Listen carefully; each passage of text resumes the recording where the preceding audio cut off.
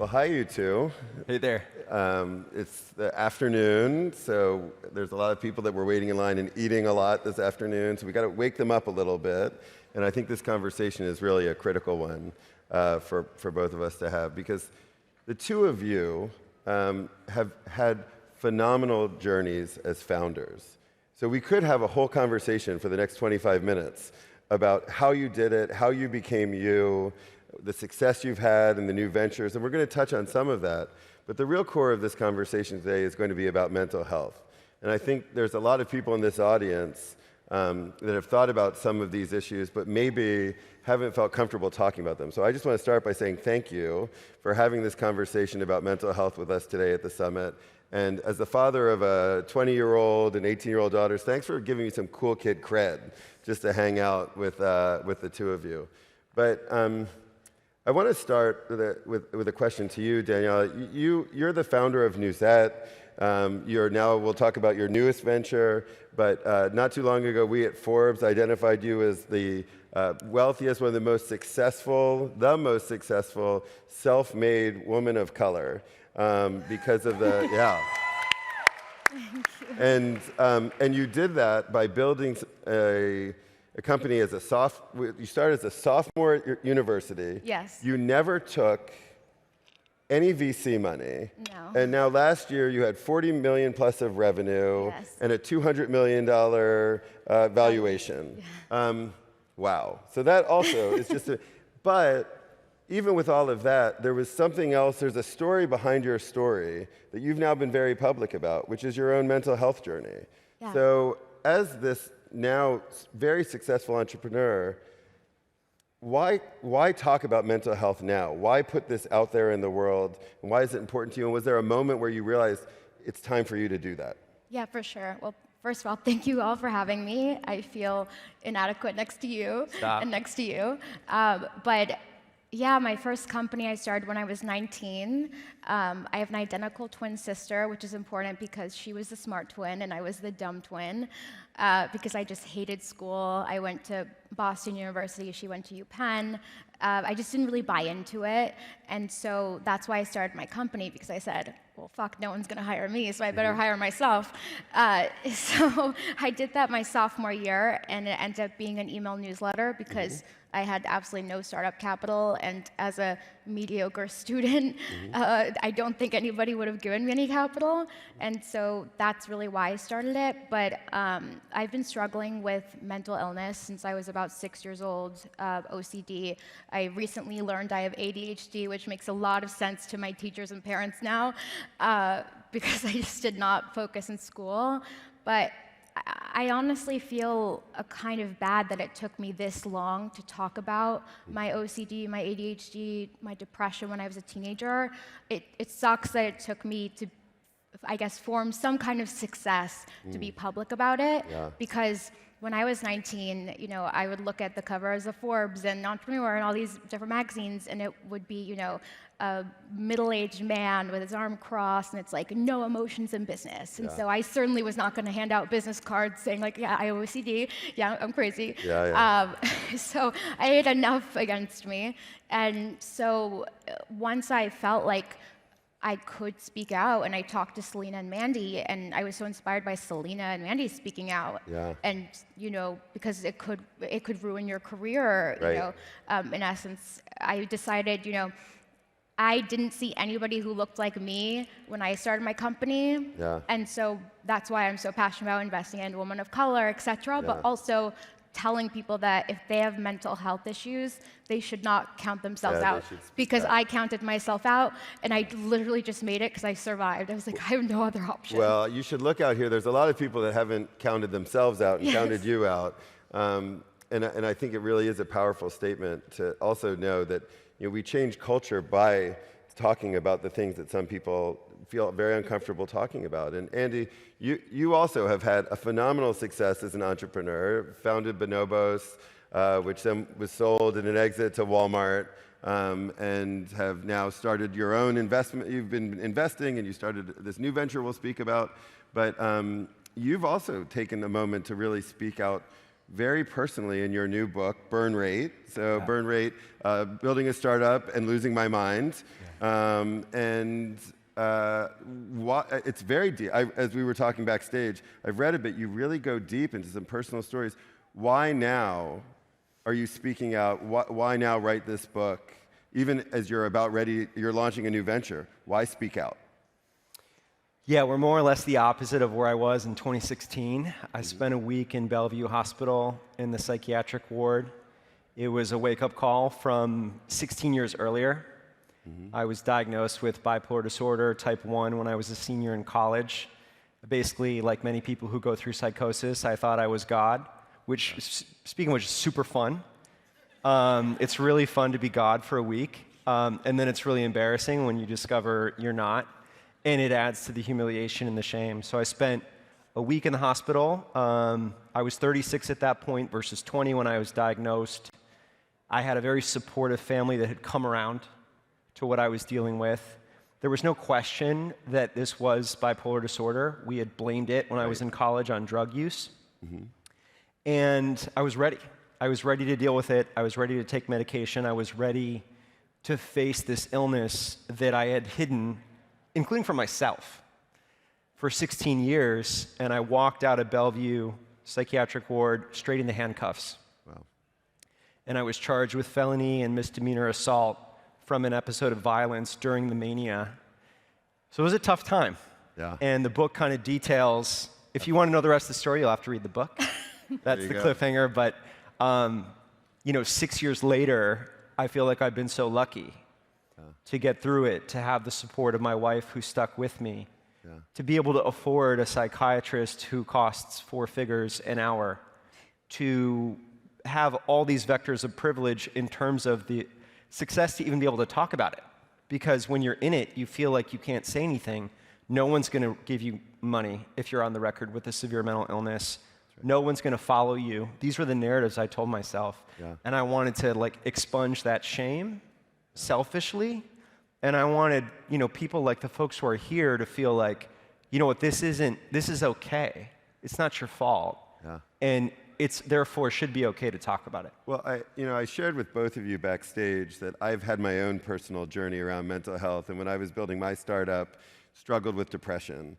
So for me, one of the hardest things was, who do I look up? It seems like everyone's got a highlight reel. They're all going to they're at the Forbes Under 30 Summit, they're having these badges, they're having great success, they're announcing their rounds, but somewhere behind the scenes, I was wondering, was anyone ever struggling with what I'm struggling with? So it sounds like the two of you, have both had those moments. How did you feel? You must have had those moments yourself. Am I the right founder to be doing this? Because I have these other things going on. Danielle, did that show up in your life when you're looking at other people's success? Oh, how did it impact yeah. yours? I never thought I'd be on the stage.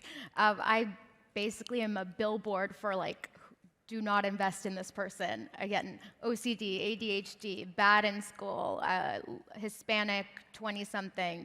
I just had everything against me, and I never imagined that I would ever be this successful or successful at all. But I just needed to survive. I wanted to do my dream. I wanted to empower women through the newsletter, and now through our agency New Land, where we work with the biggest brands in the world to tell their stories and be able to spend millions of dollars on TikTok campaigns and Instagram to also interweave people with mental health disorders, with who are part of minorities, etc. And so, I didn't have a choice. It was literally, I think I said in the last Forbes summit, the woman one that your daughter won. Yeah, the Power Women's, where my daughter started to idolize you. Yeah. Oh my goodness. I said I don't identify as an entrepreneur. I identify as a survivalist because I just had to keep surviving. And so, every single day, still, I question whether I am smart enough, capable enough, etc. And I think because I've been able to now reach a certain milestone, I feel like it's my responsibility, especially on social media, which I'm like not that good at. It's basically my poodle and like my junk food I eat. But I feel like it's my responsibility to say like, oh, there's this cool picture of me at Forbes 30 under 30, but then next to it's like the most embarrassing photo ever of me crying with my eyes looking the like struggle is real. SpongeBob. Yeah, Right. because you want to be like, every day isn't like this, and showcase the good and the I bad. love that we should hashtag entrepreneurial survival, the survivalist. That could be a whole nother series. That could be a whole TV show. Maybe a second book for you. Yeah, exactly. Oh boy, no, I'm good. Somewhat different. The two of you have a different journey, and I will name it because you're a white man. You have a diverse background, but you have a different kind of privilege. Yeah. But that also meant you were in a different kind of culture. Being a startup in the New York scene, yet you were having some of these on your mental health journey. How did you navigate some of that culture that was, this is exactly what an entrepreneur like you is supposed to look like and supposed to do? I mean, culturally, I feel like I wasn't that good at being honest with myself or others, which is not a great recipe for life.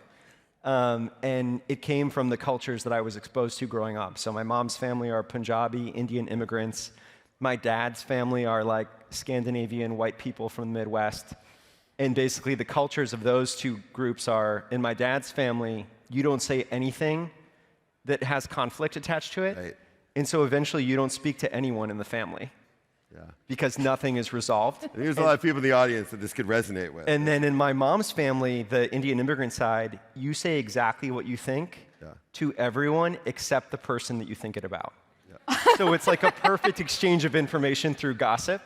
And then in my wife's family, which is like the New York side, the Brazilian and New York City Jews, you say exactly what you think in real time to the face of the person that you think it about, such that the first time I had dinner with my now wife and mother-in-law, they got in a fight, which I've now learned is just a spirited discussion. And my Scandinavian side and my Indian side was like in the bathroom dry heaving, being like, I can't be a part of this family. But the truth is that you need that conversation. And I think with mental illness, we couldn't talk about that in my family because we had these norms of like, that conversation wasn't on the table. Whereas, my mother-in-law, when I sat down with her, literally after this violent episode that she was a part of, the next time she saw me, after me having been engaged in this violence, we sat down at a restaurant in New York. She put her hand on my hand and she said, Andy, this is just like diabetes. You got to take your meds and see the doctor. And if you do, I'm good with you. And it was, just the tears streaming down my face for someone to equate mental illness with physical illness. That's, it's such a powerful notion, right? That we should be working on ourselves and our mental health in the same way we work on our bodies. And actually, Daniela, this is Wondermind, your newest project that you co-founded with Selena Gomez. You're doing exactly that. You're helping create a whole new category around how we work. So tell me a little bit about that. Yeah, thank you guys for the commercial and the lead up. I'm the co-founder and co-CEO of Wondermind, along with Selena Gomez and also Mandy Teefee. She is an incredible producer and one of the minds behind 13 Reasons Why, which 5 years later is still one of Netflix's biggest shows, in the world. And the reason why that's important is because that show brought the term suicide and depression into millions of people's households. And it really changed the way people thought about it. The suicide hotline spiked up, and it wasn't because more people wanted to commit suicide. It was because people wanted to seek help.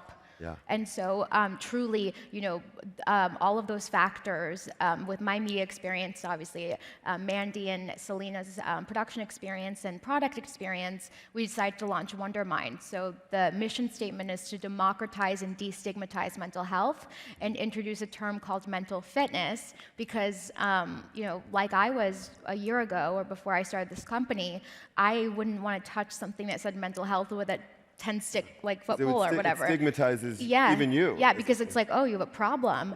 But mental fitness, it's like working on your mental health every single day, whatever that looks like to you. And honestly, I hope in 10 years people equate, having OCD to having high blood pressure. You go to the doctor and you get a diagnosis and you take medicine. It shouldn't be so taboo. And so today we launched our website, which is supposed to be a sexier, fun version of like a Psychology Today. It's wondermind.com? Wondermind.com, everyone. You got that. Link and subscribe or whatever. Yeah. But You good. I know. The email splash is you good. Yeah, So. you good, question mark, and if you're not good, sign up. But no, it's really important for us that we say that this is not just for people with mental health disorders like myself, like Selena, like Mandy. It's for anyone with feelings. And we literally have a section on the new website called Filter by Feels, because we don't want people to say, oh, well, like I don't have a problem. It's truly for anybody who has feelings and anybody who has a brain. Very powerful. I spent some time as we talked about, I spent some time on the website today, and I love that like therapy is like working out. That's one of the articles that's posted, so I could use some workouts myself. Me too. Andy, you also have a new project that is very appropriately seasonally named Pumpkin Pie, which also is focused on another side of mental health, which is the idea of having friendships and relationships. So tell me more about Pumpkin Pie. Yeah. Our website is not live today. Okay. We are in open beta in the App Store, but I don't go yet. Because we're like wandering through the desert of product market fit. Lots of people in this room understand that. Oh my God, right it's now. so hard, right, guys? And so, the observation that we've made is the basic headline on the app is like Tinder, but for platonic friendship. Yeah. And if you think about our society, we have a depression problem, we have a loneliness epidemic and a social isolation problem. So it used to be that you had home, work, your religious place of gathering. That was kind of like the three places. Natural places where you would find friends. Yeah. And then you went home. Well, there's no friends at home. Some of you may have friends at home. Then there's home, work, Starbucks. That started in 1990. And now we just have home, Starbucks. Yeah. Right? We have home, Starbucks. Zoom is somewhere in there. And so the basic thesis of the moment is we put so much hope into romance. It's going to be our salvation, right? When we meet that person. And for those of you who've met that person and are a few years into it, there's about 18 months where they are the solution. Yeah. And then on the other side, they're just a part of the problem. Yeah. That's a joke. But the idea is like, there's a lot of like, nervous laughing. There's like this There's a lot of nervous- 2-year like whatever the dopamine, and Yeah. there's 2 years where it's like, this is it, this is the answer. And then you go back and you realize there's real life. And so it turns out the research shows that platonic friendship is actually neurochemically the happiest that we are. Wow. Is with our platonic friends, because unlike even the parent-child dynamic, which has got a lot of stress and responsibility, a great partnership has a lot going on. Platonic friendship is kind of like a free market human relationship. Yeah. And so our thought is like, how do we get people together to create friendships? And the reason this doesn't exist is because one of the 2 ingredients in friendship, there's the default to vulnerability, Right. and there's unplanned time together. And there's no way to unplan something on an app.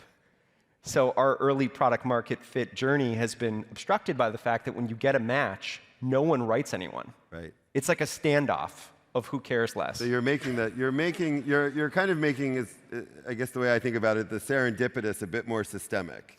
Exactly. We have a plan on how to make something unplanned into a plan. I love that. But so that the innovation has got to be after the match. Yeah, perfect. Well, I have to ask again, because the two of you have had these very successful journeys. A lot of people in the audience are starting out on their journeys. They're talking to VCs. They're maybe thinking about they're talking to customers, and they may have some concern that I'm struggling with depression, mental health issues, that perhaps I'm not finding the kind of social support.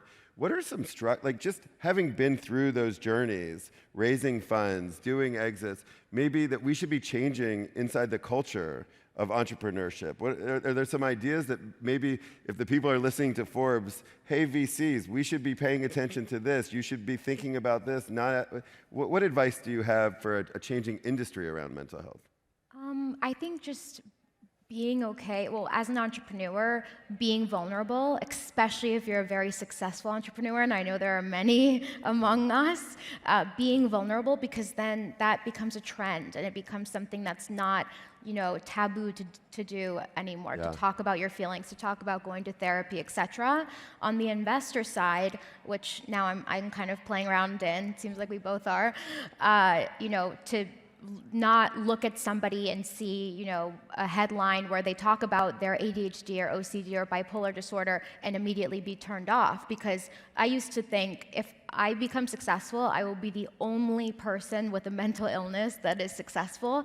And that's just not true. Just people don't talk about it. It's not visible. No, it's so not we need visible. to increase the visibility and the Yes. awareness around it. Yes, and the understanding and empathy, especially in the workplace. So, at both of my, or I guess 3 companies, the Newsette, Newland, and Wondermind, I'm crazy to have 3 companies, but we have mental health days, just understanding when people need a second, and also asking somebody who may look like they're okay and look like they have the perfect life, if they're okay. It's so, I mentioned this to you when we were speaking, that we just look at that Instagram moment of looking at people's personal, highlight reels. And maybe one question of, you good, is really what could open up a whole nother conversation. I mean, again, now you've written this book. Your story is wide open. Have you had different interactions? Have you learned something that's making you think differently as an investor or as you build your new company? It's been really affirming. It's been affirming, kind of like jumping into a wall of pillows. Just so much, we love other people's struggles more than we love their successes. Yeah. And LinkedIn itself is its own highlight reel now, right? Humbled and honored. Oh God, about what? Yeah. And I do it too, right? Yeah. I've been humbled and honored 1,000 times on LinkedIn, right? Yeah. And so how do we move to a model where the conversation is more real? And so I guess I'd echo your thoughts. I would say, in speaking with other entrepreneurs, I would default to vulnerable. Yeah. Instead of talking about what's awesome, maybe just lead with it's a total clusterfuck right now. Yeah. And instantly the other person will laugh and relax. Because you know what? Same thing for them. Right. And now maybe you can help each other and have an honest conversation. Yeah, seeing the pain, and it doesn't mean you can't see the success, right? So I guess in our last few moments, obviously, again, we're here at Forbes Under 30 Summit. The world is watching. We have a responsibility as a media company. Do you have a message to the people who are creating media about the stories we should be telling? Is there any advice that you have so that the people in this audience are getting the kind of, other than just going to the websites and getting this information, what are the stories we should be telling? Well, as a fellow media company times 2, with the Newsette, which is about empowering women, and then Wondermind, which is obviously about empowering people to talk about their feelings, I think we have a tremendous responsibility to not just focus on the Serena Williams of the world, who's a lead investor of Wondermind and is amazing, but also focusing on people who have normal jobs and people, not just the creme of the creme, bright stars, and so also, highlighting entrepreneurs that maybe need that extra push. Yeah. I think, for Forbes as a media company, celebrating people who are doing a lot of innovation in the mental health care space. Yeah. Also, celebrating people who are open about their mental health. Yeah. On my Instagram now, I have, it has all the Forbes stuff, and I love it, but I wanted to make sure that people went on my profile and knew, I am not okay most of the time, and so I added a little brain emoji, and it's I have OCD and ADHD, and so I think if more people did that, especially people like you or whatnot, then maybe it would lead to change. Share the narratives. Yeah. And Andy, thoughts or last advice for the people in the room that are maybe on their own journey and haven't been comfortable speaking about this? Yeah, I think it's what you said. You kind of assume that it's something that you have to hide or is a source of weakness, and the data shows it's a source of strength. Yeah. So UCSF is the best center at studying the relationship between entrepreneurship and mental health, mental illness, neurodiversity, which is a better term, mental fitness. I love. How much time do we spend on physical fitness? What about mental fitness? Mm-hmm. And the data, for example, so let's take bipolar disorder, maybe 2 to 3% of the general population. Index is 7 to 1 in entrepreneurs. Wow. The autism spectrum and Asperger's index is 5 to 1 in entrepreneurs. There's clearly a relationship between performance, Yeah, and creativity, success, and yeah. disorder. Let's take another one of my favorites, narcissistic personality disorder. That's 100% of entrepreneurs, right? Because in a way, not exactly. You said but, it, not me. But like in a way, you have to have a delusional level of self-belief to start something. Otherwise, why would you? Yeah. And so if we can recognize that there's a chance that this is a source of, that strengths have shadows, Yeah. then we don't need to be afraid of our shadows to showcase our strengths. Beautiful. Strengths have shadows. I feel like the two of you and I, we could have a whole summit just around mental health and entrepreneurship. So maybe that's an idea that we should all be collaborating on. But right now, I want to thank you for sharing your stories with all of us. I am certain you've sparked a lot of conversation for the rest of the summit and beyond. If we do that summit, I'll have to get matching shoes to you guys. Well, good deal. Thank you both.